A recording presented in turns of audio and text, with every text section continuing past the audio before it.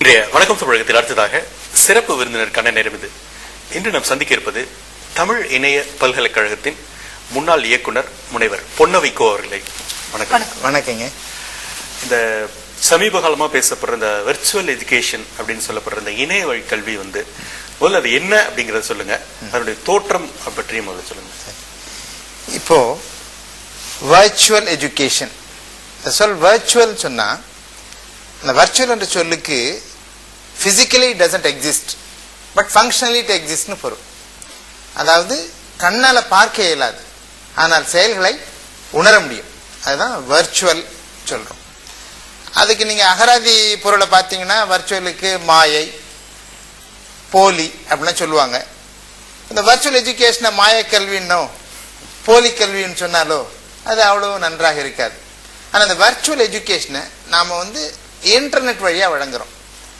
இன்டர்நெட்டுக்கு இணையம்னு ஒரு சொல்ல கொண்டு வந்தோம். இணையம் என்ற சொல் ஏன் கொண்டு வந்தோம்னா, இன்டர்நெட் என்பது எல்லோரையும் இணைக்கிறது. அதுவும் அங்க செயல்பாட்டு அடிப்படையில் தான் அந்த சொல்லுக்கு அந்த பொருள் கொண்டு வந்தோம். இது சிங்கப்பூர்ல ஒரு மாநாட்டில் எடுக்கப்பட்ட முடிவு. இன்டர்நெட்டை இணையம் என்று சொல்வதால், அந்த இன்டர்நெட்டை பயன்படுத்தி இந்த கல்வியை வழங்குவதால் வர்ச்சுவல் எஜுகேஷனை இணைய வழி கல்வின்னு சொன்னோம். ஏன்னா செயல்பாட்டு அடிப்படையில் பெயர் வரும்போது தான் அதுக்கு முழுமையா பொருள் புரியும், நன்றாக விளங்குன்றதுக்கு. வர்ச்சுவல் எஜுகேஷன் இணைய வழி கல்வி எப்படி தோன்றியதுன்னு பார்த்தோமேனால், இதை நாம இந்த கல்வியின் வரலாற்றை கொஞ்சம் பார்க்கணும். பண்டை நாகரிகத்தில் பார்த்தீங்கன்னா குருகுல கல்வி இருந்தது. குருகுல கல்வியில ஆசிரியர் மாணவன், குரு சீடன், இந்த இதுதான். அப்போதைக்கு அந்த காலத்துல கல்வி ஒரு வாழ்க்கைக்கு தேவையான ஒரு பொருளா இல்லை. அந்த காலத்துல அரசர்கள், செல்வந்தர்கள் அவங்க மட்டும் தன்னுடைய குழந்தைகளை குரு இருக்கிற இடத்துக்கு அனுப்பி அங்கேயே அவர்கள் தங்க வைத்து அங்க படிச்சுட்டு வந்தாங்க. அன்றைய கல்வி கூட வாழ்க்கை கல்வியாக தான் இருந்தது. ஒரு வேதங்கள் பற்றியும் அந்த மாதிரி வாழ்க்கை கல்வியாக தான் இருந்ததே தவிர ஒரு தொழிற்கல்வியாகவோ அல்லது ஒரு வேலைக்காக போக வேண்டிய கல்வியோ அப்ப இல்லை. அதனால அந்த கல்விக்கு அப்ப தேவையில்லை. அந்த நிலை உங்களுக்கு வேளாண்மை நாகரிகம் வரையிலும் அது நீடிச்சது. ஆனா வேளாண்மை நாகரிகத்திலும் என்னாச்சுனாக்கா, வயல்ல போய் வேலை செய்யணும் கல்வி இருக்கு. அதனால அப்பொழுதும் கல்விக்கு தேவையில்லாம இருந்தது. அதனால அப்பொழுது கற்போர் மாணவருடைய எண்ணிக்கை மிக குறைவா இருந்தது. அதனால அந்த குருகுல கல்வியிலிருந்து இப்போ ஒரு ஊர்லேயே ஒரு படித்தவர் ஒருவர் அவர் வீட்டில் மாணவர்களுக்கு சொல்லிக் கொடுப்பார். அந்த அளவுக்கு வந்தது. நான் படிக்க தொடங்கிய காலத்தில் அப்படித்தான் இருந்தது. என்னது ஒரு சிறிய கிராமம்.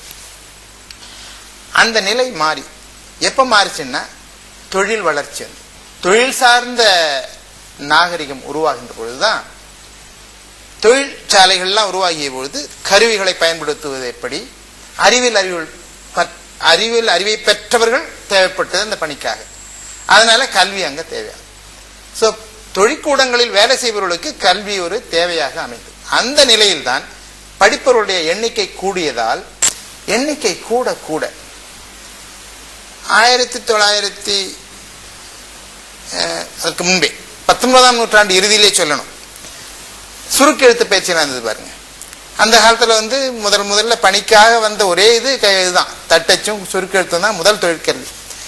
அந்த கல்வியை படிப்பவருடைய எண்ணிக்கை கூடியதால் அதை ஒரு தொலைக்கல்வி முறையில் வழங்கணும்னு சொல்லிட்டு முதன்முறையாக இந்த தொலைக்கல்வி 19ஆம் நூற்றாண்டு இறுதியில வருது. குறிப்பாக இந்த ஷார்ட் ஹேண்ட் சொல்லக்கூடிய சுருக்கெழுத்து பயிற்சிக்காக.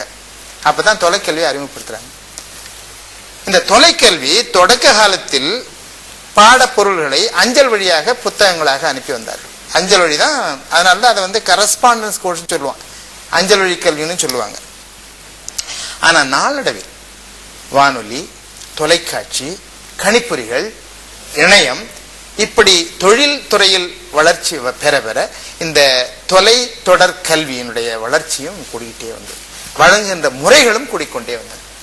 வெறும் புத்தகத்தை அஞ்சல் வழியாக அனுப்புகின்ற நிலை போய் ஆடியோ கேஸ்ட் அனுப்பிச்சாங்க. அடுத்து நம்ம இந்த VHS டேப்ஸ் இருக்கு, அந்த மாதிரி வீடியோ நாடாக்களாக அனுப்பினார்கள். அதன் பிறகு கணிப்பொறி வந்த பிறகு சிடியா பண்ணாங்க. சிடியை வைத்து படிக்க ஆரம்பித்தார்கள். அந்த சிடியை வைத்து படிப்பித்த ஒரு படிப்பினைக்கு கம்ப்யூட்டர் எய்டட் லேர்னிங்னு சொன்னான்.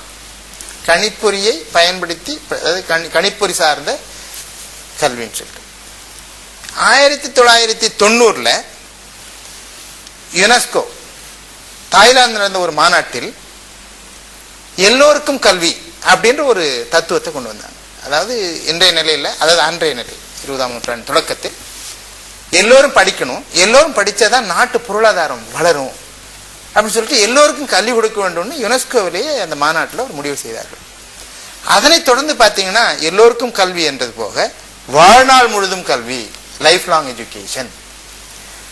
அப்புறம் இந்த விழிப்புணர்வு கூடுதல் ஆக ஆக access and equity for education opportunities, அதாவது வாய்ப்பும் உரிமையும் எல்லாருக்கும் சமமா இருக்கணும் கல்வியில, கல்வி பெறுவதில், இப்படி என்ற சில கருத்துகள் தத்துவங்கள் பல நாடுகளும் பின்பற்றி எல்லாரும் படிக்கணும், எல்லாருக்கும் சமமான வாய்ப்பை கொடுக்கணும், இப்படிப்பட்ட நிலை உருவாயிற்று.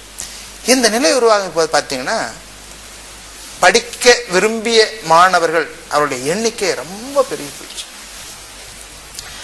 இந்த வகையில் இதே சமயத்தில் உங்களுக்கு தொழில்நுட்பங்களும் வேகமா வளர்ந்துருச்சு. பார்த்தீங்கன்னா இந்த கணிப்பொறி 1975 தான் டெஸ்க்டாப் கம்ப்யூட்டர்ஸ் வருது. அதன் பிறகு பார்த்தீங்கன்னா விரைவா இந்த கணிப்பொறி வளர்ச்சியும் இன்டர்நெட் வளர்ச்சியும், இன்டர்நெட் தொடக்க காலத்துல வெறும் மின்னஞ்சல் மெயில் அனுப்புறதுக்கு மட்டும்தான் பயன்படுத்திட்டு இருந்தான். அது 90 வெப்சைட்ன்ற ஒரு கான்செப்ட் கொண்டு வந்தான், இணையதளம். இணையதளத்தை படிச்ச பிறகு இணையதளத்துல நிறைய மெட்டீரியல், அதாவது உங்களுக்கு தேவையான செய்திகளை போடாது, மருத்துவ சம்பந்தமாக அவங்க டாக்டர் அவர் பற்றி போட்டாரு, சில தொழில்நுட்பங்கள் அவங்கவுங்க செய்திகளாக போட்டார்கள். அது வெறும் டெக்ஸ்டா தான் இருக்கும், உரையாக இருந்து. இந்த வளர்ச்சி பார்த்தீங்கன்னா நான் தமிழ் இணைய பல்கலைக்கழகத்திற்கு பாடம் தொடங்கிய காலத்தில், தொடக்க காலத்தில் கூட அந்த அனிமேஷன் போன்ற பிளாஷ் போன்ற மென்பொருள் இல்லை, 3 மாதங்கள் வந்துட்டது. இப்படி உங்களுக்கு இந்த தொழில் வளர்ச்சி வளர வளர இணையதளத்தினுடைய பயன்பாடும் கூடிவிட்டே. கல்வியாளர் நினைத்தார்கள் இப்படிப்பட்ட ஒரு வசதி இருக்கின்ற பொழுது இணையதளத்தை பயன்படுத்தி கல்வியை ஏன் வழங்கக்கூடாது. அதாவது ஒரு செய்தி, ஒரு பொருளை பற்றிய செய்தியை தெரிந்து கொள்வது வேறு, முறையாக கல்வி கற்பது வேறு. தொடக்க நிலையில இது ஒரு செய்தியை தெரிந்து கொள்கின்ற அளவில் தான் இணையதளத்தில் இப்போ செய்யுது. உங்களுக்கு எது வேணும் அதுதான் கற்றல்.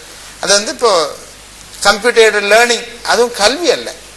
சிடியை கம்ப்யூட்டர்ல போட்டு நீங்க ஒரு பொருளை பற்றி படித்துக் கொள்ளலாம், அது கம்ப்யூட்டர் எய்டட் லேர்னிங்.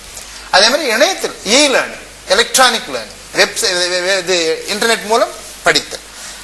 அங்க போயிட்டு அதில் உள்ள செய்தியை படிக்கலாம், கற்றுக்கொள்ளலாம். ஆனால் அது கல்வி முறை அல்ல. ஸோ அந்த முறையில் சிஏஎல், அதாவது கம்ப்யூட்டர் எய்டட் லேர்னிங், இ லேர்னிங், ஆன்லைன் லேர்னிங், இப்படி வெப் பேஸ்ட் லேர்னிங், இப்படி லேர்னிங் கான்செப்ட் நிறைய வந்து. இது வந்த பொழுது சரி, படிக்க வேண்டிய பொருள்கள் இணையதளத்தில் போடுவதற்கு வாய்ப்புகள் இருக்கு, இதை பயன்படுத்தி ஏன் நாம் முறையான கல்வியை இணையத்தின் வழியாக வழங்கக்கூடாது?